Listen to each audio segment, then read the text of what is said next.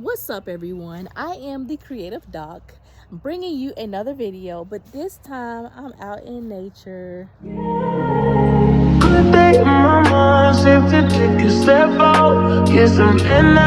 For this video, I want to talk to you all about overhead costs that are associated with a daycare business. These are costs that you may not think about when you're purchasing the building or when you are renting a building to start your daycare business. The first thing I want to talk about is your insurance. With your insurance, you may be required to purchase a general liability, a building insurance, and then also your workers' comp. Your general insurance is going to be your overall insurance, and of course that can be customized. You will have to speak with an insurance agent to figure out which general liability or general insurance can fit your business. The second one, which is your building insurance, that, which is name and tells, is going to cover your building if something happens due to any types of disasters and anything else that needs coverage. That's what your building insurance is for. The third one I mentioned was workers' comp. This is the insurance that you need to protect your workers in case of injury or in case of other situations that may occur. Another thing that you may not think about is how will you handle your payroll information? How will you handle your taxes? Will you have an accounting person or CNA?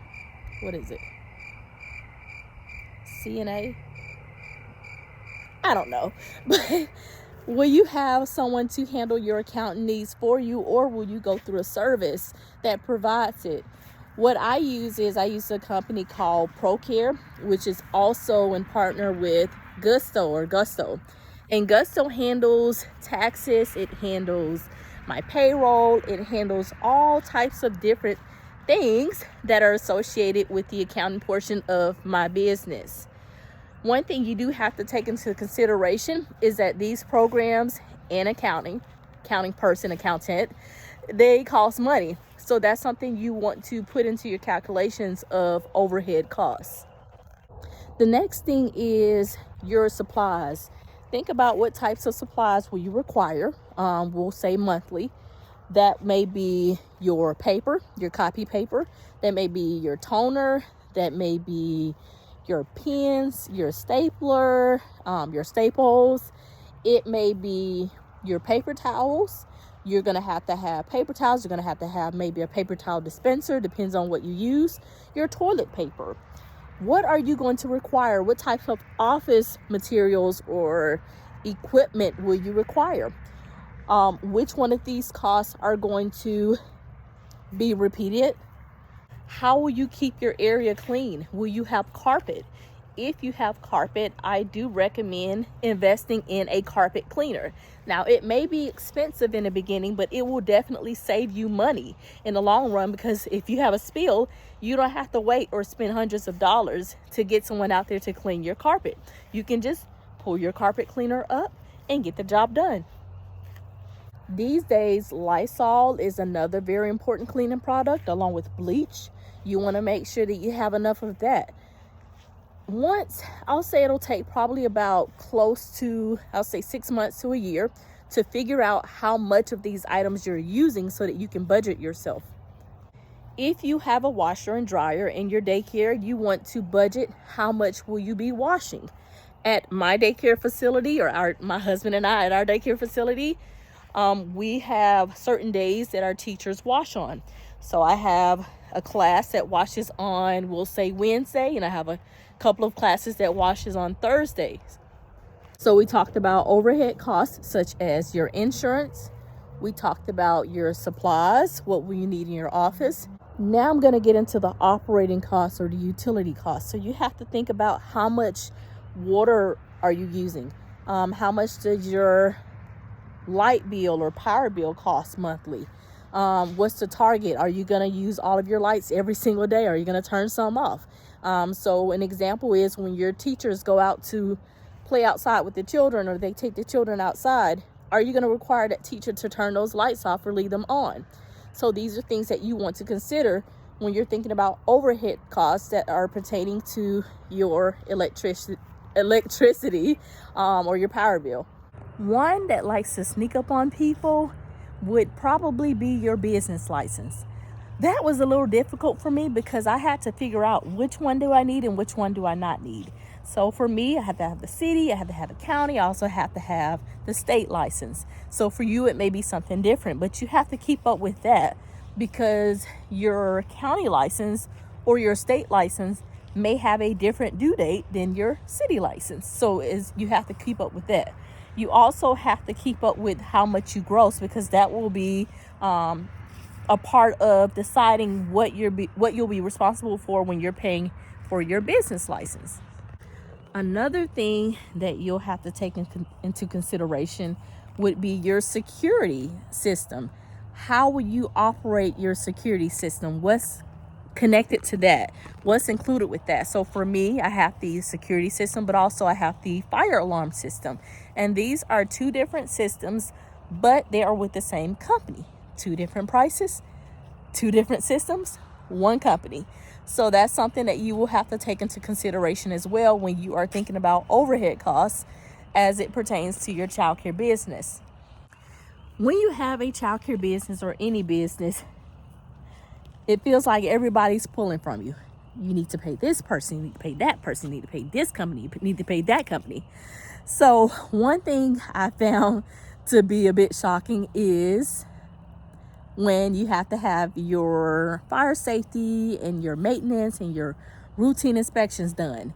So when you're getting your fire inspections done, they will have to check all of your extinguishers, and there is a service fee for that. For me, I have a kitchen, so that means that I have to have a guardian or fire suppressant system, or however you pronounce it, I can't remember. But the sprinkler system, that has to be inspected as well. That costs money. Some of these inspections are annually, some of them are twice a year. It really just depends on what your fire codes and regulations are. Another thing that I am responsible for is making sure that the exit lights work and that they are inspected as well. So they have to inspect your exit lights. They have to inspect the smoke detectors. They have to inspect everything, anything that pertains to fire safety. They have to inspect that, and they have to inspect it on a, like I said, either annual or twice a year basis. When we first purchased the daycare, decided to get the daycare, there were issues or there were things that needed to be updated. One of the things that needed to be updated was indeed our fire alarm system. It had to have some type of antenna connection, something attached to it so that it could reach the fire department in case of an emergency. That was expensive. Another thing that was expensive was the actual guardian system, or the hood suppression system, the one that sprinkles out the water over your stove. That had to be updated as well. And these things can run anywhere from $500 to $1,500. So those are things you have to take into consideration when you are looking for a daycare business. When you're looking for the building, when you're looking for the building, those are things that you need to look out for. You need to make sure that you have a certain amount of doors in each room. A door in each room, if that's what your state requires.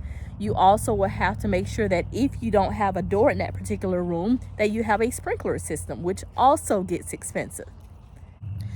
Another cost that's associated with having a daycare business is your outside or your maintenance issues and things that have to be done. With your maintenance, you got to figure out how are you going to keep your yard mowed. How are you going to maintain your trees and your limbs and debris? How are you going to maintain those things? How are you going to get your building pressure washed? Because you have the season, spring, that likes to come and put pollen all over things. So how are you going to maintain that? Starting off, I was the person to mow the lawn, and I enjoyed doing it because it's cardio for me. Right now, I've gotten to a place where I have someone to do that for me, but I was the person doing that. I was also the person that was responsible for the pressure washer. Now, my husband, he also does a lot of those things too, but when he's working, I go ahead and I get it in and I grind with it. Ask yourself, if you cannot afford someone to maintain your lawn or your daycare business, will you be able to do it yourself? Can you get up and change a light bulb? Can you change the air filters that are need to be changed within a certain amount of time? Are you going to disinfect your building yourself, or are you going to pay someone to do it? Again, most of the time when you're starting out, these are all the things that you need to make sure that you can do yourself before you can hire someone else to do it. It will save you a lot of money in the long run. I'm telling you, it will save you a lot of money in the long run. Yes, it will take up your time, but it's completely worth it because, again, you're wanting to save money before you decide to put out money. If you decide to transport children, you have to ask yourself, how much gas are you going to be using? How much does the gas cost? What are the types of insurances associated with transporting children? What types of drivers, or who are you going to get to drive your children? You're going to have to take into consideration your maintenance of your vehicle, oil changes, and so forth. Are you going to have a parking spot for your vehicle? How will you keep your vehicle safe? These are all things that you have to take into consideration when you're thinking about overhead costs that are associated with the daycare business. Something else you have to take into consideration are groceries. If you are not on any type of nutrition programs, how are you going to budget yourself to where you can afford groceries for your children? Because remember, you're going to start off with a small amount of children, but eventually they're going to grow. And when your numbers grow, your food has to grow. And when your food grows, the cost that you're spending on your food also grows. So take into consideration, how much will you have to spend when you are purchasing groceries. Things are also going to break in the classrooms or become old. So when they're old, what are you going to do to replace them? Are you going to go purchase brand new things, or are you going to find your local thrift stores and find something there that you can use in your daycare? I personally suggest and recommend you going to a place like Goodwill and finding toys that your children can use. But of course, you have to disinfect them first.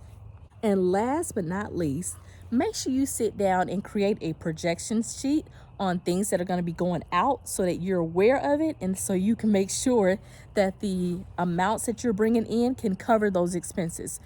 If you do not know what a projection sheet is, you can pretty much Google it and it'll tell you how to do it, and it'll tell you what it consists of. But if you are not tech savvy and you can't quite create a projection sheet just yet, sit down and create a list. And I want you to list the things that you will be responsible for on the left, and then the projected amounts on the right. Once you decide how much you're going to be paying for your utilities, your insurances, your payroll, go ahead and calculate it, and also make sure that you leave room for those surprises. It's finally dark out here in nature. Thank you all for listening to me, and I hope that I was able to help you calculate some of those overhead costs that are associated with having a daycare business. See you soon. Bye.